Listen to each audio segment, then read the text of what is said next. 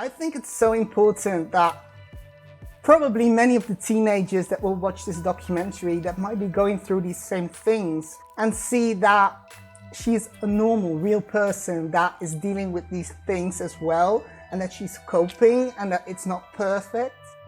Take this stuff seriously because it is an actual disability and you can't will yourself through that.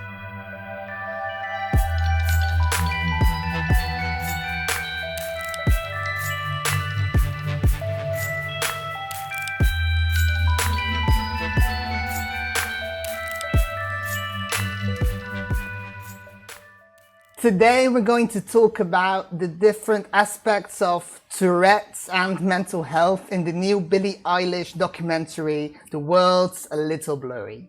Hi, I'm Luca and I make videos about what it's like to live with Tourette's.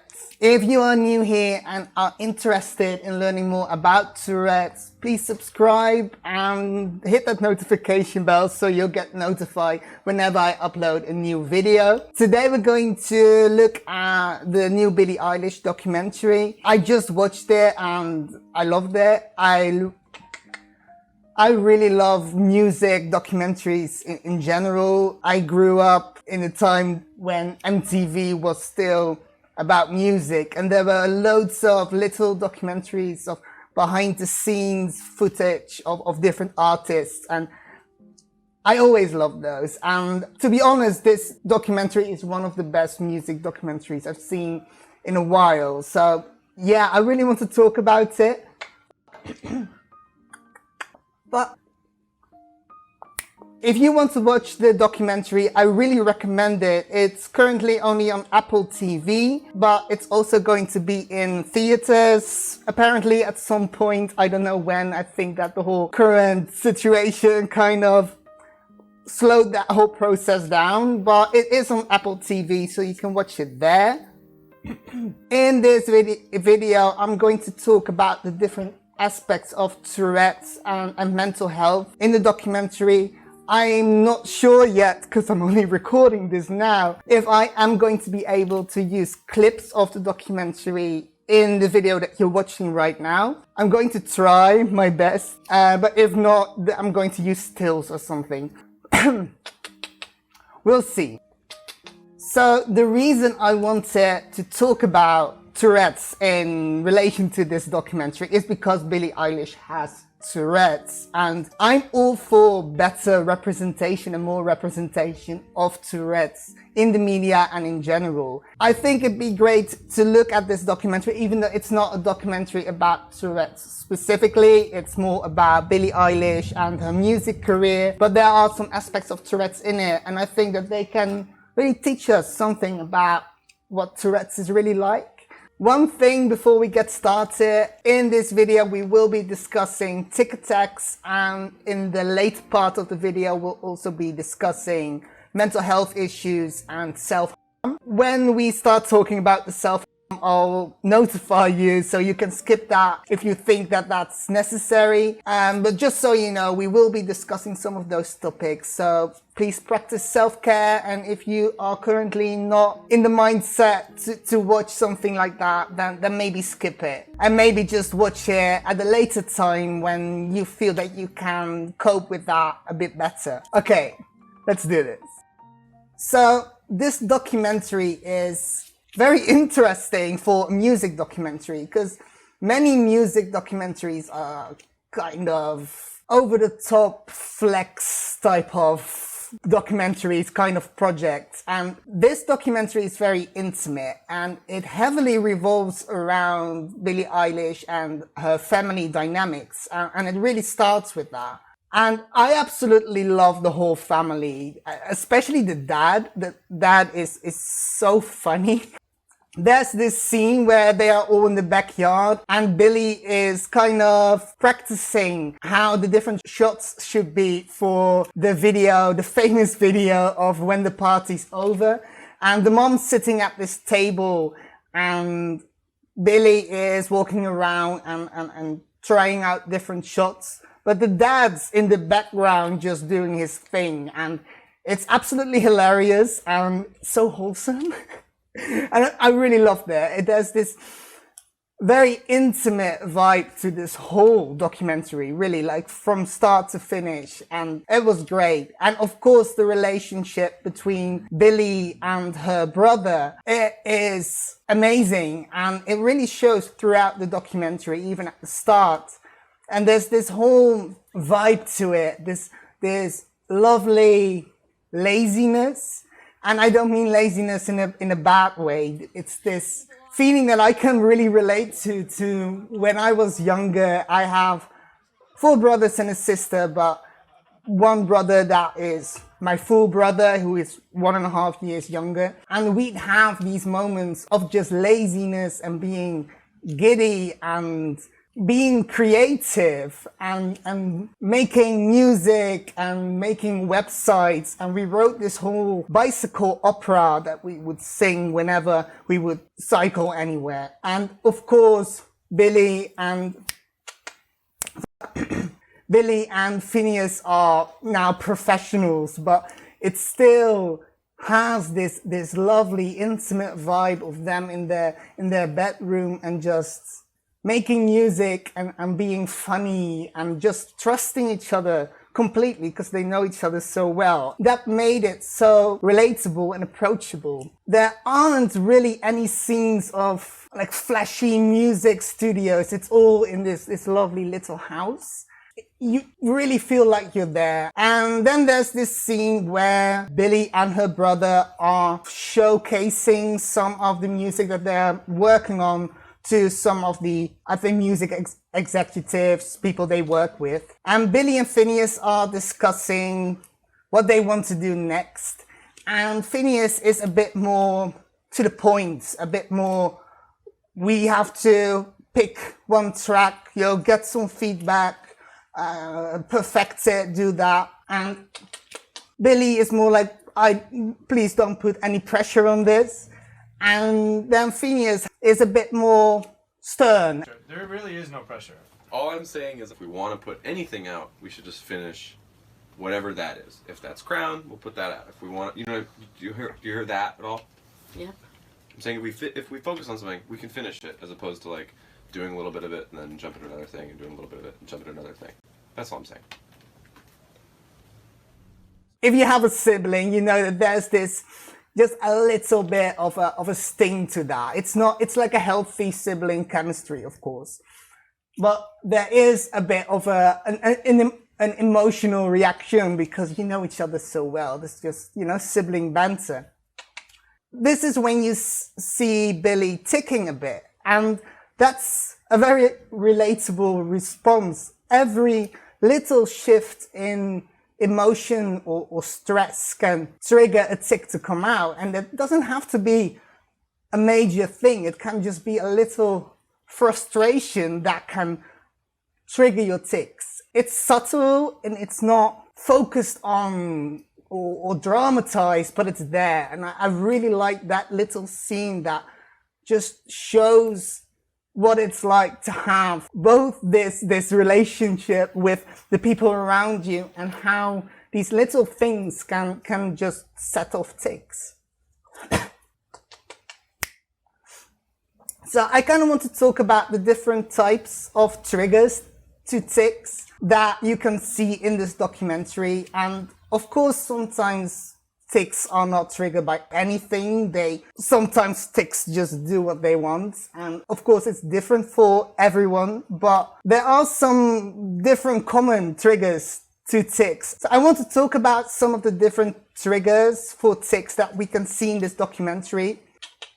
And the first one is actually the first scene where you can see Billie tic. And this is during the video shoot for When the Party's Over. And it was really cool to see how they actually filmed that video with the black goop coming out of her eyes. And they did that by using these tubes that went over her head and actually went into the corners of her eyes.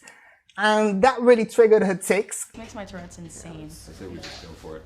This is like in my eye where my Tourette's live. This one's mine. Alright, ready? As she says, her Tourette's lives in her eyes, and that can sound very strange if you don't have tics, but that even though Tourette's is a neurological condition and it just exists in your brain, of course, there's a physical sensation to tics, and it can feel like your tics live or exist in a certain part in your body or even a part of your brain. Like there's a physicality to it. And it really made sense to me that having those things in your or next to your eyes triggers tics. I mean, I have that with my face mask when I go outside, or anything that's on my body that I can feel will definitely trigger tics. So that was really relatable, and it was really cool to see. The second common trigger for tics is being tired. Often we'll unconsciously even suppress our tics. That's something we learn to deal with. When we get tired, we don't have that bandwidth anymore to subconsciously control something that is pretty much uncontrollable. And at some point in the documentary, you see Billie getting kind of stuck in a head tic. And that's well into a tour, and she says that she's really tired, and that makes total sense to me. She's around people all the time, and being on tour, of course, is very exhausting. So being tired can trigger tics and even a tic attack, which is very counterproductive because tic attacks in and of themselves are extremely tiring. So I completely understand that, and I think many people with Tourette's or other tic disorders can relate to the fact that being tired and Tourette's, it's not a good match. Finally, another trigger for tics is being overstimulated and or being emotional. We already kind of mentioned like how any emotion can trigger a tic, but being overstimulated definitely can be a great trigger for tics. In a later part in the documentary, this is just after Billie has broken up with her partner and she's already quite tired and overstimulated. She's kind of thrown into this meet and greet with music executives, and she already says that I can't do this, and she already is having tics in the dressing room or somewhere backstage, and she's then still dragged into this room to talk with all these people that are even just watching it, it was overstimulating. It was such an uncontrolled room of people, and everyone wanted to have their say and take pictures. And I can imagine that being very hard. And you can see her tics getting worse even in front of all these people. And I can understand that that is scary and frustrating. And yeah. And you could really see in that scene that she was really frustrated and that she really couldn't do it. And the scene after that was quite emotional. It was Billie in the car with all the people around her. And apparently someone had commented that she'd been not very nice during that meet and greet. And she explains that she cannot have a bad moment. And I can only imagine how hard that is if you're a teenager and you're working and you have Tourette's as well that just shows up whenever it wants. Tourette's doesn't adhere to a schedule, but you have to.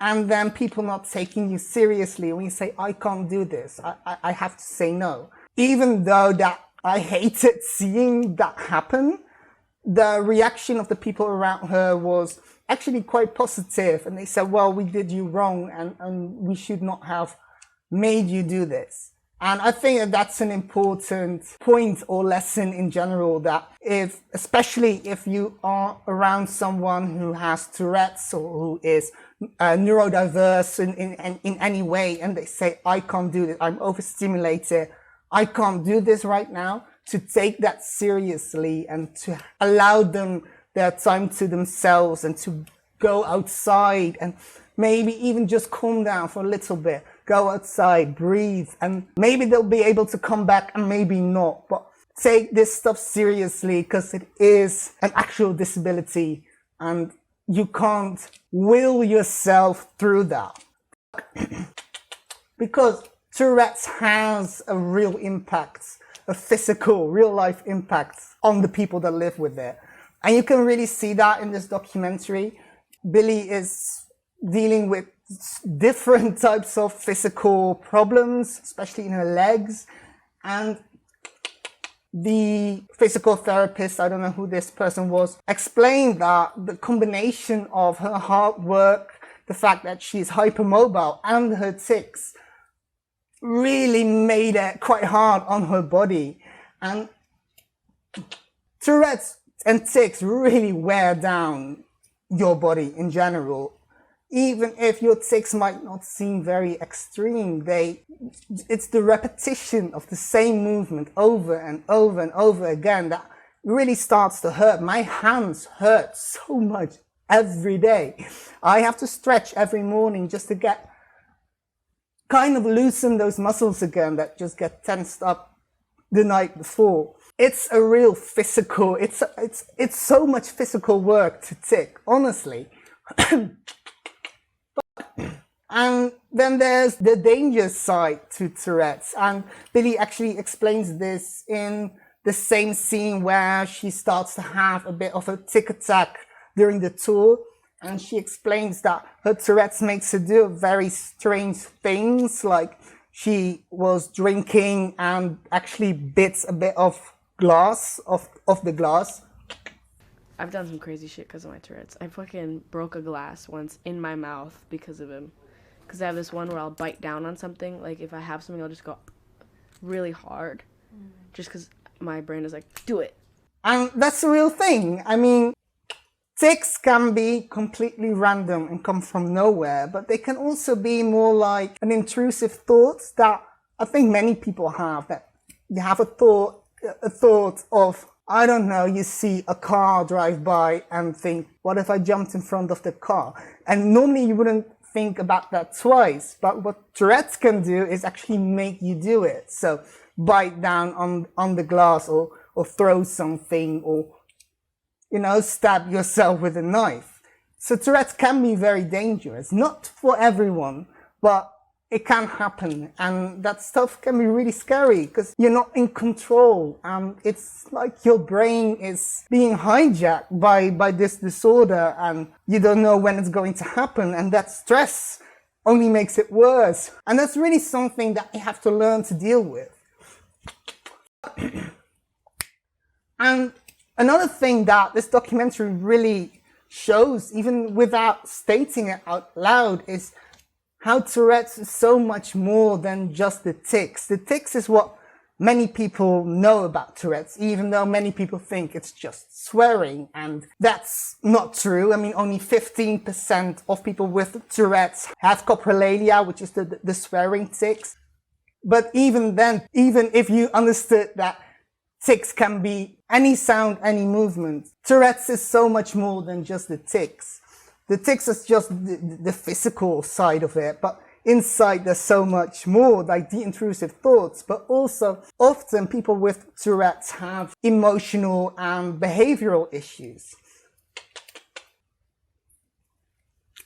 And in this documentary, Billie is extremely open about her mental health. And this is the part where we're going to talk a bit about self-harm as well. So if you don't want to watch that, don't. Billie is very open about her mental health and her state of mind and her emotions. And of course, she's a teenager, and that kind of comes with the territory. And I can't say, because I don't know her personally, that her mental health issues come from her Tourette's, but I wouldn't be surprised if Tourette's was a part of this whole equation. Personally, I really suffered from mental health issues, especially when I was a teenager myself, and around the same time that Billie Eilish had these issues, I self-harmed a lot as well. And I thought it was very inspiring and very good how she talked about this. And it wasn't dramatized, it wasn't over the top, but she talked about it. It wasn't glamorized either. It was just there. It was just part of this whole of how she was feeling. I think it's so important that probably many of the teenagers that will watch this documentary that might be going through these same things and look at Billie, who they may be looking up to, and see that she's a normal, real person that is dealing with these things as well, and that she's coping and that it's not perfect, without glamorizing these issues, because that doesn't help either. And there are many types of media that kind of go that way. But I thought it was really good the way that they dealt with that, and the way that her family supports her and how open she's able to be about that. So in general, my thoughts about this documentary is I loved how relatable and beautiful and subtle this documentary was. It was honest. And they don't over dramatize these issues. They're there amongst the rest of the glamour of the performing. It's just part of the whole story, and the family is part of that whole story, and they get it, and they support her, and they understand that she's just a teenager, and that life for teenagers right now is difficult, and it's always difficult, but that these times are weird, and that this is not an easy life for a teenager. And it shows all of it. The director was RJ Cutler. I don't know who they are. I should have looked that up. I'm so sorry. They really did a good job at putting together this whole story and making it such a balanced whole. It really works. If you compare that to, for example, the Lele Pons YouTube series, which is of course not the same type of production, but I did not expect that to be like cinema worthy. But if you compare that in the way that the Billie Eilish documentary is done, in some parts the same elements are there, but it's just put together wrong, and just objectively, not talking about whether you like Lele Pons or you like Billie Eilish, but the way it's presented in the Billie Eilish documentary, in my opinion, is a lot more tasteful and very well done. I could do a whole comparison between this documentary and the Lele Pons thing. I had like loads of notes while I was watching it, but I decided not to do it because that was not the point of this video. And I already have a reaction to the Lele Pons documentary series on my channel as well. But if you want me to do like a side-by-side and compare like how it works, how it doesn't, I could also talk about it more from like a film studies perspective and a Tourette's perspective. If that's something that's interesting to you, let me know. Maybe I could do that. But I think that's a bit too much for the scope of this video. I kind of just wanted to focus on the Billie Eilish documentary that I really recommend, and I really recommend you go watch it on Apple TV. But I really recommend you go watch it. Let me know what you think. Let me know what you thought about this video. If you like what I had to say, I know I'm a bit rambly, but you know, that's me. Anyways, thank you so much for watching. I love you all so much. If you like this video at all, please leave a like, leave a comment, and I'll see you next week, I hope. Have a great day. Bye.